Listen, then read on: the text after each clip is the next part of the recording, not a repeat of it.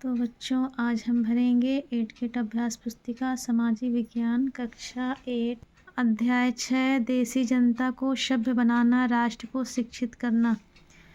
तो हमारा प्रश्न शुरू होता है यहाँ से। प्रश्न 1 है एशियाटिक सोसाइटी ऑफ बंगाल का गठन किया गया था। तो इसका उत्तर हो जाएगा सी नंबर विलियम जोन्स।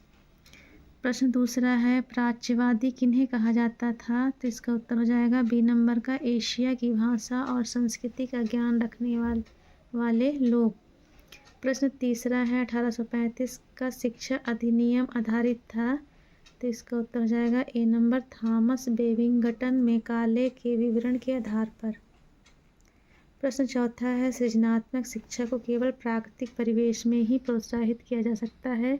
उपरोक्त विचार था सी नंबर रविंद्रनाथ टैगोर। प्रश्न 5 है वर्नाकुलर से क्या आशय था। तो इसका उत्तर हो जाएगा वर्नाकुलर शब्द आमतौर पर मानक भाषा से अलग किसी स्थानीय भाषा या बोली के लिए प्रयोग किया जाता है। भारत जैसे औपनिवेशिक देशों में अंग्रेज रोजमर्रा इस्तेमाल की स्थानीय भाषाओं और साम्राज्यवादी शासकों की भाषा अंग्रेजों के बीच के चिन्हित करने के लिए इस शब्द का इस्तेमाल फर्क को चिन्हित करने के लिए इस शब्द का इस्तेमाल करते थे।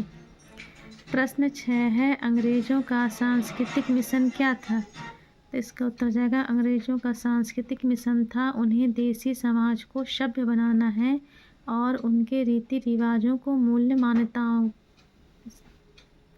की बदलना है। प्रश्न 7 है शिक्षा के संबंध में अरविंदो घोष के क्या विचार थे। तो इसका उत्तर हो जाएगा शिक्षा के संबंध में अरविंदो घोष के निम्नलिखित विचार थे। पहला है शिक्षा का माध्यम मातृभाषा होना चाहिए ताकि यह अधिक से अधिक लोगों तक पहुंच सके। दूसरा छात्रों को अपने मूल के साथ जुड़े रहना चाहिए फिर भी उनको आधुनिक वैज्ञानिक आविष्कारों तथा लोकप्रिय शासन व्यवस्था के संदर्भ से पश्चिमी देशों के अनुभव का भी भरपूर लाभ उठाना चाहिए। प्रश्न 8 है अंग्रेजी भाषा सिखाने की ज़रूरत पर मैकाले ने जोर क्यों दिया। तो इसका उत्तर हो जाएगा अंग्रेजी भाषा सिखाने की ज़रूरत पर मैकाले ने इसलिए जोर दिया क्योंकि उनका मानना था कि अंग्रेजी के ज्ञान से भारतीयों को दुनिया की श्रेष्ठतम साहित्यिक संस्कृति को पढ़ने का मौका मिलेगा। अंग्रेजी पढ़ाना लोगों की सभ्य बनाने उनकी रुचियों मूल्यों और संस्कृति को बदलने का रास्ता हो सकता है। प्रश्न 9 है जेम्स मिल की राय में देसी जनता का दिल किस प्रकार जीता जा सकता था। इसका उत्तर हो जाएगा जेम्स मिल की राय में देसी जनता का दिल जीतने के लिए हिंदुओं और मुसलमानों को वही पढ़ाया जाना चाहिए जिससे वे पहले ही परिचित हैं और जिसे वे आदर और महत्व देते। प्रश्न 10 है चार्ल्स वुड के नीति पत्र में क्या संदेश लिखा था। चार्ल्स वुड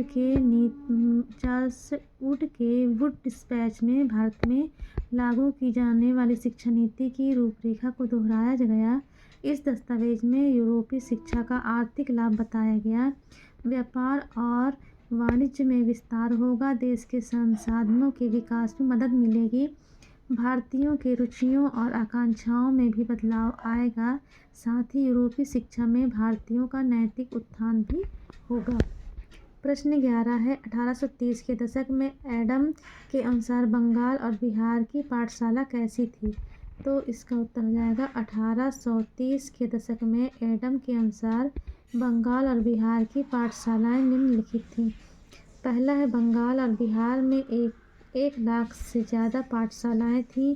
दूसरा वहाँ छोटे छोटे केंद्र थे 20 से ज़्यादा विद्यार्थी नहीं होते थे। तीसरा पाठशालाओं में पढ़ने वाले बच्चों की कुल संख्या 20 लाख से भी ज़्यादा थी। और चौथा है पाठशालाएं संपन्न लोगों या स्थानीय समुदायों द्वारा चलाई जा रही थी। पांचवा शिक्षा का तरीका भी काफ़ी लचीला था। और छठवां है बच्चों की फीस उनकी आर्थिक स्थिति पर निर्भर थी। सातवां बच्चों की हाजिरी सालाना इम्तिहान नियमित समय सारणी जैसी कोई व्यवस्था नहीं थी। प्रश्न 12 है 1854 के बाद कंपनी ने देसी शिक्षा व्यवस्था में सुधार हेतु क्या कदम उठाए। 1854 के बाद कंपनी ने देसी शिक्षा व्यवस्था में सुधार लाने का फैसला किया। इसके लिए उन्होंने निम्नलिखित कदम उठाए। पहला है, कंपनी ने बहुत सारे पंडित सरकारी नौकरी पर रख लिया। दूसरा, प्रत्येक पंडित को 4-5 स्कूलों की देखरेख का जिम्मा सौंपा गया। तीसरा, पंडितों को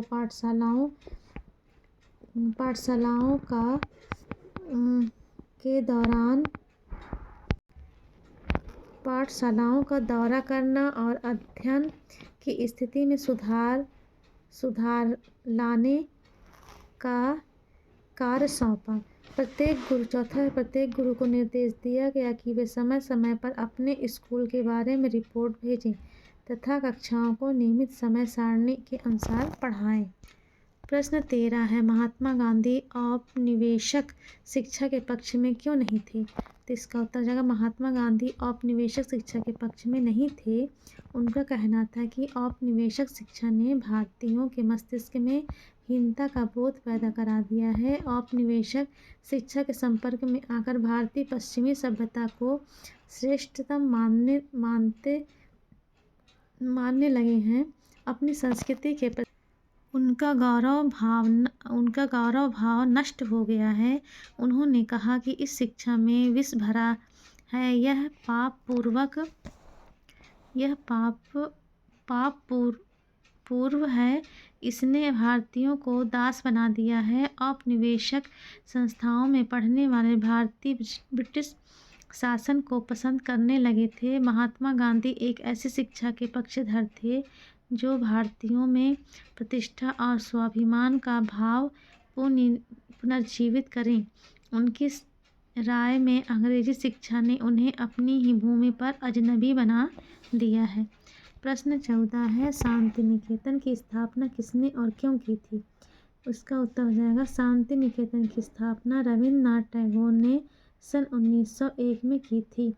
पहला है, टैगोर बचपन में स्कूल जाने से बहुत चिढ़ते थे। उन्हें स्कूल का माहौल दमनकारी तथा जेल जैसा लगता था, क्योंकि वहाँ बच्चे मनचाहा कभी नहीं कर पाते थे। दूसरा, टैगोर ने बड़ा होने पर ऐसा स्कूल खोलने की सोचा जहाँ बच्चे खुश रह सकें, वे मुक्त और रचनाशील बने, वे अपने विचारों और आकांक्षाओं को समझ सकें। उनका मानना था कि सृजनात्मक शिक्षा को केवल प्राकृतिक परिवेश में ही प्रोत्साहित किया जा सकता है। चौथा है, उन्होंने शांति निकेतन में कला, संगीत और नृत्य के साथ साथ विज्ञान और प्रौद्योगिकी की शिक्षा पर भी जोर दिया। तो बच्चों, यहाँ से आपका ये वाला पार्ट समाप्त होता है। अगले पार्ट के लिए अगला वीडियो मेरे चैनल में जाकर देख सकते हैं। तो चलिए मिलते हैं नेक्स्ट वीडियो में, तब तक के लिए bye bye. Thank you for watching.